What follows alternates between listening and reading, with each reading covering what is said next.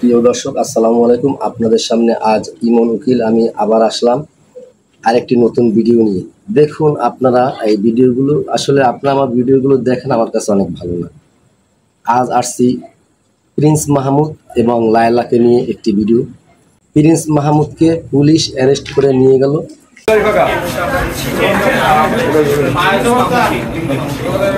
এই যে লায়লার কারণে, এই যে লায়লা প্রিন্স মাহমুদকে ধরিয়ে দিল। আসলে আপনারা যখন ভিডিও দিয়ে লক্ষ লক্ষ কোটি কোটি টাকা ইনকাম করেছিলেন, তখন তো আপনাদের বাজে নয় বাবা। আপনারা দুইজনে গ্যাঞ্জাম করবেন, এটা তো আর আমাকে দেখার সময় না, আমাকে তো কাম আছে।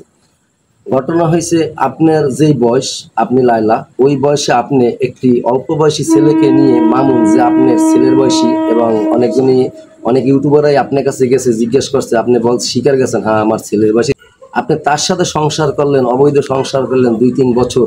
এখন লক্ষ লক্ষ টাকা ইনকাম করে আপনারা দুজন আজ ছিনিমিনি খেলে এরপর আমাদের হয়রানিতে রাখছেন। বাবা এটি ছাড়েন, এটি করা ভালো না। আপনারা মিলে যান, আমাদের তো এটি দেখার সময় নাই।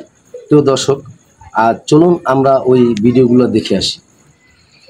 আপনার গাড়ি কয়টা? এই পর্যন্ত গাড়ি কয়টা কিনছেন? আমাদের আছে বাইক আছে 4টা, কার আছে 5টা। কার আছে 5টা?